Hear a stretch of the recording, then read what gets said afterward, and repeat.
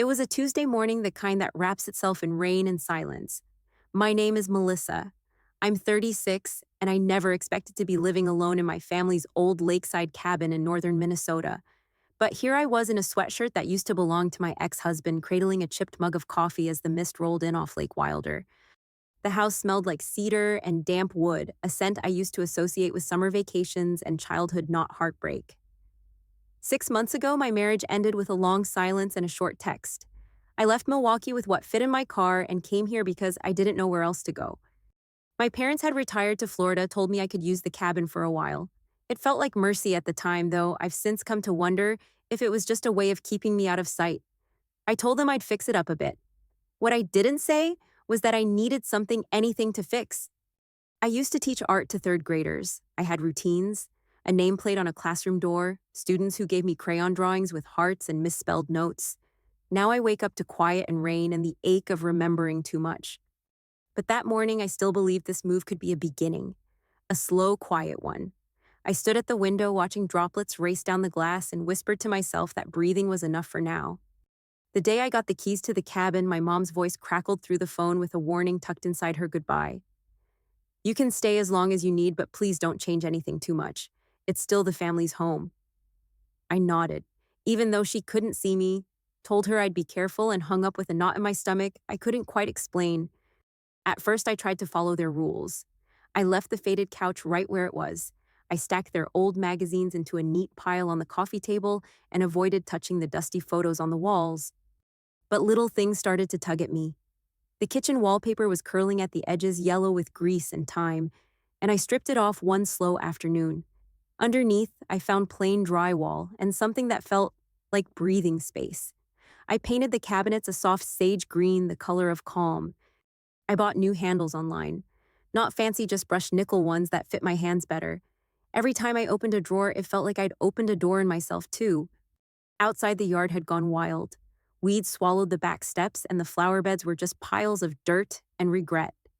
I cleared a patch with my hands, no gloves, and felt the soil crumble under my nails. I planted lavender because my grandmother used to. The scent reminded me of her garden, her voice, her quiet strength.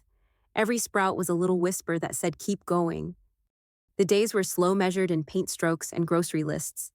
I found a weathered picnic table at a garage sale and dragged it to the back porch. Then I started sketching plans for weekend art classes, something small for the neighborhood kids. No one had signed up yet. I hadn't even told anyone about it, but just thinking about kids laughing over spilled watercolor felt like stitching part of me back together. Sometimes I'd sit in the sunroom at dusk, a mug of tea in my lap, watching the lake turn from silver to black. I'd think about all the ways I used to define myself: wife, teacher, daughter. Now I was just Melissa, and that had to be enough. There was peace in routine, the good kind, the kind that comes when your hands are sore from sanding and your shoulders ache from scrubbing years of someone else's life off the windows. One afternoon, I fixed the wobbly step on the porch. I hammered the last nail and stood back, breathing hard, heart full. I whispered thank you to no one in particular, and meant it. The neighbors started to wave when they passed. I met Mr. Anders, who walked every morning with a cane and always wore suspenders. He said I reminded him of his late wife, quiet but determined. Each conversation felt like a stitch in some invisible quilt I was sewing for myself. A life pieced together with second chances and chipped paint. And for the first time in years, I didn't feel broken. I just felt human. It was a gray Thursday afternoon when I heard tires crunch across the gravel driveway. I looked up from the kitchen sink, sponge still in hand, and saw my parents' sedan roll to a slow stop beside the porch. I wasn't expecting anyone. Ray stepped out first, wearing his usual brown jacket, the one he saved for Sunday brunch. Then came Linda, her scarf tied neat as always, and finally Zach, dragging two wheeled suitcases that didn't look like they were packed for a weekend. I stood frozen, hand still, wet heart thudding a little too loud. They waved like this was a surprise party I'd forgotten I asked for. Linda smiled as she reached the steps, said something about just needing fresh air and how the lake always helped her sleep. I nodded polite, my stomach already twisting into something tight and unspoken. Inside, they moved quickly. Zach claimed the guest room with a loud sigh and a thud of his backpack. Ray sat on the couch like it was still his, flipping through a magazine I'd left on the coffee table. Linda opened the fridge and frowned, said something about needing to pick up a few things at the store: almond milk, herbal tea, as if this was a shared home, not the fragile space I'd stitched together from silence and splinters. I asked how long they were staying. She said just a bit until things settled down in town. When I pressed gently, she avoided my eyes and said, "Well, we'll see." The bag stayed unpacked on the floor for a while, like even their clutter knew it didn't belong here. But by nightfall, the house had shifted. Zach took the big blanket I kept for cold nights. Ray started rearranging the living room without asking. Linda pulled down my art from the walls and replaced it with old family portraits. No one said thank you, no one asked. They just moved in piece by piece until my home felt like a guest room in their memory. That night, I lay in bed staring at the ceiling, listening to footsteps that used to mean safety. Now they felt sharp, like every step was a reminder I no longer controlled the floor beneath me. I wanted to speak up, but my voice stayed stuck somewhere deep in my chest. I told myself it was temporary, that families did this, that it would pass. But the quiet in my room didn't feel like peace anymore. It felt like warning. By dinner time, it was like they had always lived there. The throw pillows I'd picked from the thrift store were in a pile on the floor, replaced by some paisley ones from Linda's bag. Ray moved the coffee table 6 inches to the left and said it opened the space better. I said nothing, just watched with my arms crossed, pretending the room still belonged to me. My art supplies sat untouched in the corner, suddenly out of place. Zach tossed his shoes by the door, right where I'd asked people not to. Linda filled the fridge with groceries she'd brought from town. My almond milk was pushed to the back behind her low-sodium soups and probiotics. She hung old family pictures on the wall I'd just repainted, ones where I was either blurry cropped or too young to remember. She hummed as she worked like she was doing me a favor. I tried to help with dinner, chopped vegetables too quickly, burned my fingers on the skillet. No one noticed. At the table, Zach talked about his job like it was the only conversation that mattered. Ray nodded and added comments between bites. Linda passed the salt without looking at me. No one asked how my day had been, or if I was okay. I sat in the chair I had sanded and stained myself and listened to the sound of forks against plates that weren't mine. Later, I found my sketchbooks shoved to the bottom shelf of the hall cabinet. Someone had made space for magazines and crossword puzzles. I didn't ask who. I already knew. My body felt too big for the room, like I was taking up space that had already been remeasured, redefined. I opened a window and stood there for a while. The lake was quiet, the breeze cold. I tried to remember how it felt just a week ago, when this cabin still echoed with my own breath. They hadn't raised their voices, hadn't slammed doors, but something had been taken from me, and I didn't even know how to ask for it back. It felt like any other late afternoon after class, until I walked up the gravel driveway and my key refused to turn in the lock. I jiggled it a few times, palm flat against the door stomach, twisting as the lock clicked but didn't open. My heart skipped, thinking maybe I grabbed the wrong key, but the little turquoise tag with my name was still there between my fingers. I tried again, pressing harder, the metal cold against my skin. The lock gave a final click and stayed shut. My breath caught as I stepped back, noticing a piece of paper taped to the door. The edges curled slightly in the breeze, the handwriting too familiar. I smoothed my trembling fingers over the note, reading the words that cut deeper than the Minnesota chill. "Please take the time you need it, read. It's better for everyone if you rest elsewhere. You've been unstable." I sank back against the door knees, weak, feeling a tightness creep across my chest. Confusion came first, a pulse of disbelief like waking from a dream. I held the note so close I could imagine my mother's looping script, so calm, almost casual, like she signed a grocery list. I barely noticed how the wind roared louder until I felt the damp against my ankles. Then grief arrived in waves. I thought of the paint-stained cabinets, the lavender I planted with my bare hands, the picnic table I sanded until it shone. I closed my eyes, picturing them all falling out of memory, replaced by a note taped in silence. My breath came in short, uneven gasps. Memories I'd held onto tumbled. The first night I slept on the couch, waking to hammer strokes as they rearranged everything. The evenings when I mapped art class plans on scrap paper, the small routine of brewing coffee, sketching drafts for lessons, pulling weeds so lavender would grow. Now all of it felt erased by a few lines of polite cruelty. A tidal wave of betrayal settled over me, heavier than the rain still falling on the lake behind me. The world softened around the edges until all I could hear was my own pulse ringing in my ears. I slid down the door and sat with my back pressed to the wood. Tears blurred the note, each word sinking into the spaces between my ribs. I wondered how they could punish me like this, how someone you once loved could become a judge. Something inside me shifted. The shock gave way to a slow simmering anger. Anger I didn't expect but needed. It started as a flicker in my chest and grew into a spark that warmed me. I stood folding the note carefully and tucking it into my pocket. I tested the lock one more time, not because I hoped it would open, but to feel the finality of it. The door remained firm. The gravel crunched as I slipped off down the driveway, head against the night sky. I left the light on behind me, a silent message that someone was still here even if locked out. I crawled into the passenger seat of my car, the heater clicking on as I wrapped my coat tighter around me. As darkness fell, something else took hold, the understanding that this was a choice and one I would have to meet with my own. I wasn't sure what came next, but I felt the weight lifting slightly, replaced by a quiet edge of resolve. That night, I didn't sleep. I sat in the driver's seat, hands folded over the steering wheel, watching the reflection of my own face in the windshield. The rain traced patterns down the glass, but my gaze didn't drift away. The lock was closed, but something inside me had just clicked open. After 2 nights sleeping in my car, I called Nora. She used to teach across the hall from me in Milwaukee, and we hadn't talked much since the layoff. But she picked up on the second ring, and when she heard the shake in my voice, she told me to come stay with her until I figured things out. Nora lived 20 minutes outside town in a farmhouse filled with books and mismatched chairs. She gave me tea and a quiet place to sit while I explained what happened. Her face didn't change much, but her eyes did. The next morning, I drove to the county records office.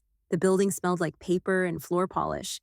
I waited behind a man asking about fishing licenses, tapping my fingers against my jeans to keep from trembling. When it was my turn, I asked for anything on the cabin's title. The clerk typed for a long time, then slid a printout across the counter. My name wasn't on it. It didn't matter that I painted every room, fixed the porch, paid for plumbing repairs out of my savings. None of that lived in the records. According to the county, I had never been part of that home. I sat in my car outside the office for 10 minutes before starting the engine. My hands gripped the steering wheel tighter than I meant to. A sound rose in my throat, not quite a sob, not quite a scream, and I swallowed it whole. That afternoon, I returned to the cabin when I knew they wouldn't be there. I parked down the road and walked in from the woods. The shed still stood behind the garden, half covered in ivy. I hadn't touched it since I moved in. Inside, everything smelled like soil and rust. An old mailbox hung crooked on the wall. Out of habit, I opened it. There, folded and yellowed, was a letter in my grandmother's handwriting.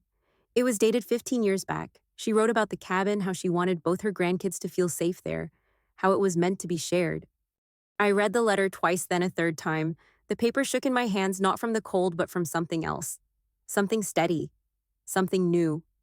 They had erased my name from every record that counted. But they hadn't erased this. My grandmother remembered me. She wanted me there. And now I had proof. Not the legal kind, maybe, but something that held weight in the spaces where memory and truth overlap. I walked back to Nora's that evening with the letter pressed flat against my chest. For the first time since the lock turned, I felt like I had something worth fighting for. Something they couldn't just tape over and pretend didn't exist. Walter lived 3 cabins down and had known my grandmother longer than I'd been alive. I stopped by the next morning with the letter folded in my coat pocket and a question I hadn't said out loud yet. He invited me in with a nod and 2 chipped mugs already waiting on the table. I showed him the letter. He didn't say much, just read it twice and sat with it like it was heavier than it looked. Then he stood up and went into the back room, returned with a dusty cardboard box marked legal. We spent the whole afternoon sorting through papers. Most were old tax returns, property maps, handwritten notes on utility bills. But near the bottom, folded inside a manila envelope, we found a deed draft from a few years ago. It listed my name alongside my parents and Zach as co-inheritors. It wasn't signed, but it was dated just 3 weeks before my grandmother passed. I felt the weight of those words pressing against my ribs like something almost forgotten was suddenly made real.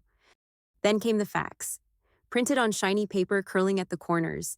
It was a message from my father to the family attorney. He asked if the deed could be revised to remove me, quietly said I was too unstable after the divorce, and it would be better for everyone if Zach managed the property. My hands trembled as I held it. Walter said nothing, but his eyes didn't leave mine. The silence between us was full of something sharp and clear. That night, I didn't cry. I didn't scream.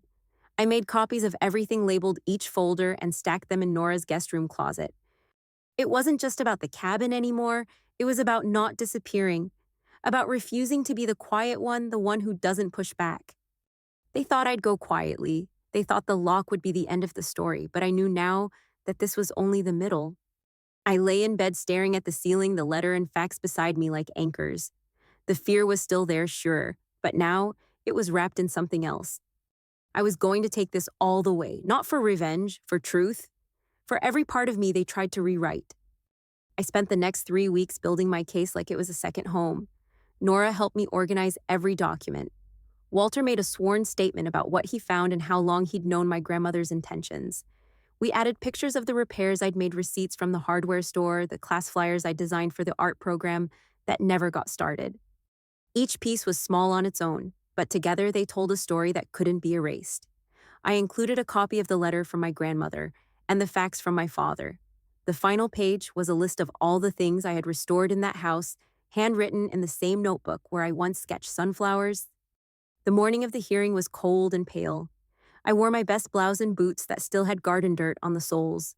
When I walked into the courthouse, I didn't feel brave. I felt present, like I was finally standing in the same place as my voice. My parents sat on the opposite bench. Ray didn't look at me. Linda wore sunglasses inside. Zach leaned back with his arms crossed like this was all beneath him. The courtroom was quiet, no cameras, no jury, just a judge who asked clear questions and wrote careful notes. My lawyer, a young woman with a calm voice and sharp eyes, laid out the documents one by one. When she spoke, I saw the judge lean forward. I sat there and listened to parts of my life be read aloud like facts on paper, and in between each line I remembered. I remembered painting the cabinets with the radio on, singing softly just to hear something familiar. I remembered pulling weeds with scraped knees and a sore back.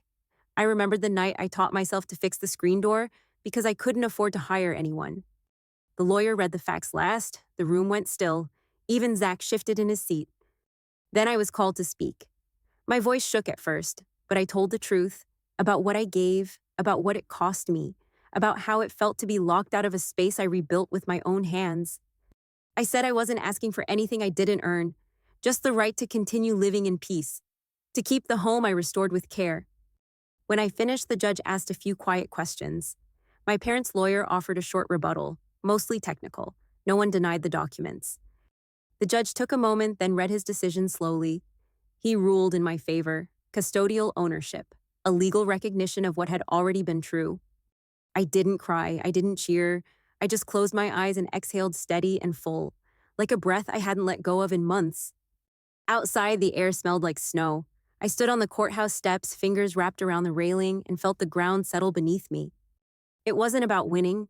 It was about being seen, being heard, and walking back into that house, not as a guest, but as myself.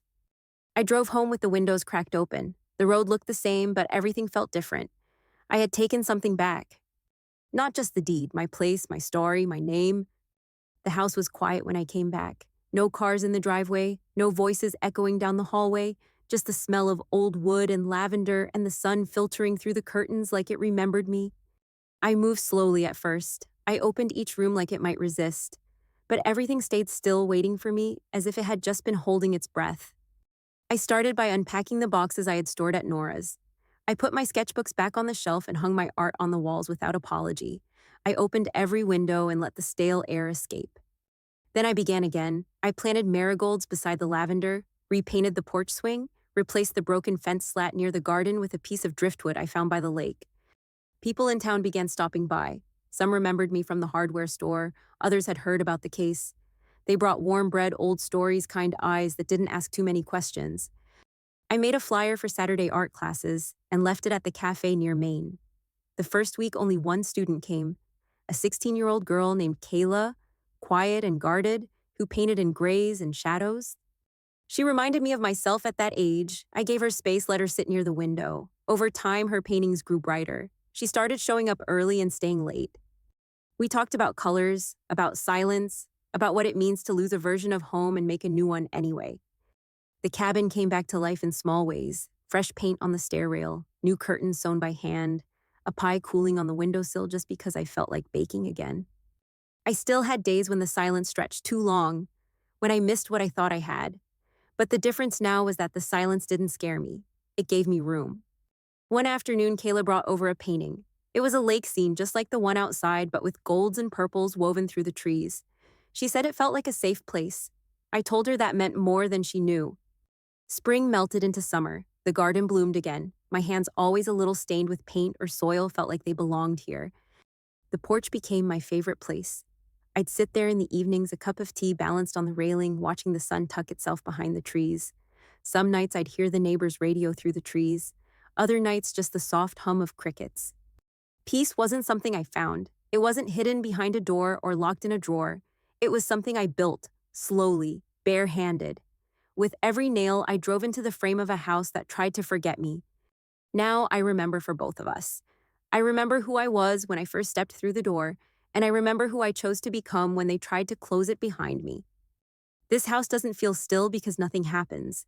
It feels still because I'm no longer afraid of what might, and that more than anything is what home means to me.